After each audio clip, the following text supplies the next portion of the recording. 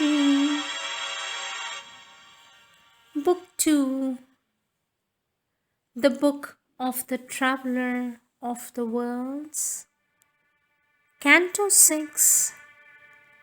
Kingdoms and Godheads of the Greater Life. Page 179. A hunter of spiritual verities, still only thought or guessed or held by faith. It ceased in imagination and confined a painted bird of paradise in a cage. This greater life is enamed of the unseen. It calls to some highest light beyond its reach. It can feel the silence that absolves the soul.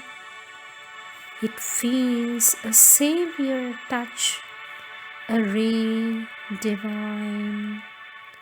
Beauty and good and truth its Godheads are.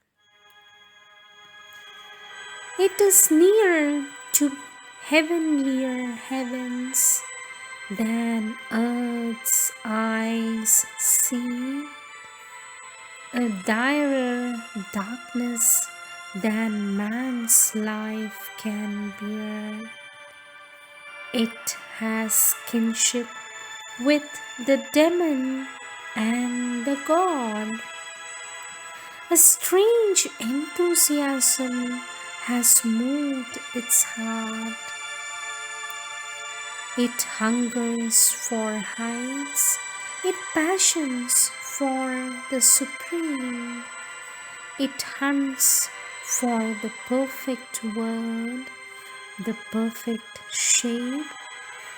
It leaps to the summit thought, the summit light.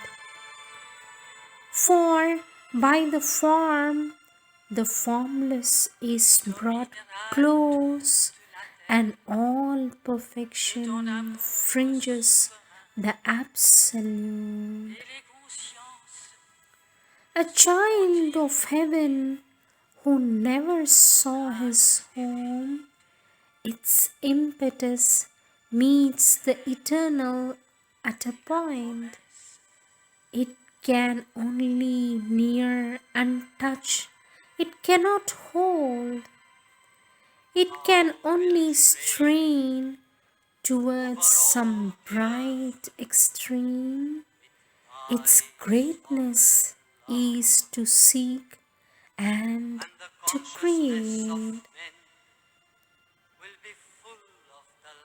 On every plane, this greatness must create.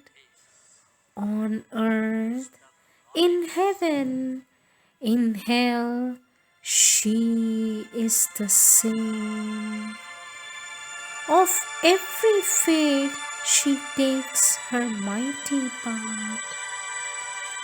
A guardian of the fire that lights the suns, she triumphs in her glory and her might.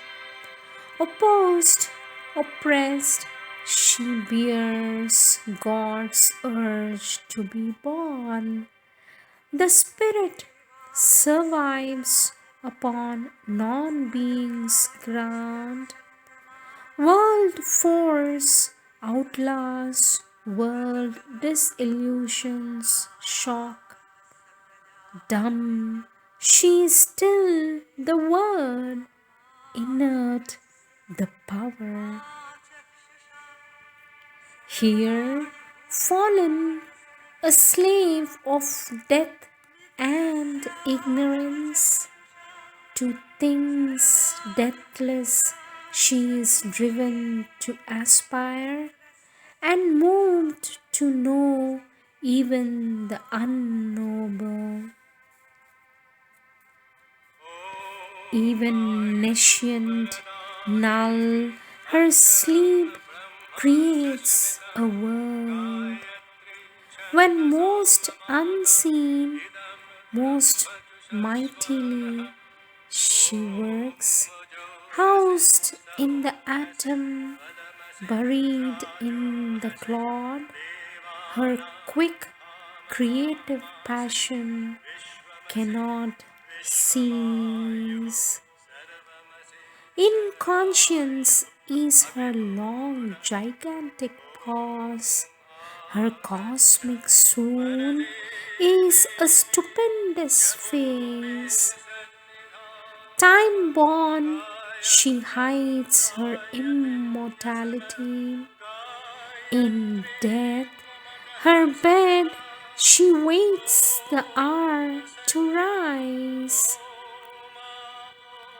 Even with the light denied that sent her forth, and the hope dead she needed for her task, even when her brightest stars are quenched in night, nourished by hardship and calamity, and with pain for her body's handmaid masseuse nurse, her tortured, invisible spirit continues still to toil, though in darkness, to create, though with pangs. She carries crucified God upon her breast. In chill, insentient depths where joy is none, immured, oppressed by the resisting void, where nothing moves and nothing can become. Still she remembers, still she invokes the skill the wonder worker gave her at her birth, imparts to drowsy formlessness a shape, reveals a world where nothing was before.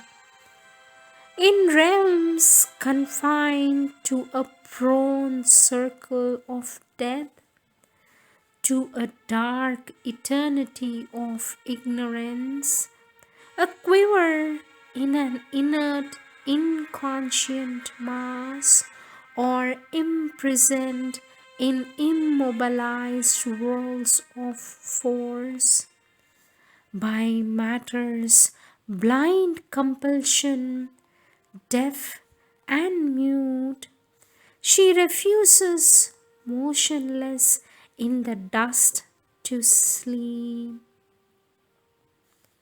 Then for her rebel waking's punishment, given only hard mechanic circumstance as the engineering of her magic craft, she fashions godlike marvels out of mud. In the plasm she sets her dumb immortal urge, helps the live tissue to think, the closed sense to feel, flashes through the frail nerves poignant messages. In a heart of flesh miraculously loves to brute bodies, gives a soul, a will, a voice.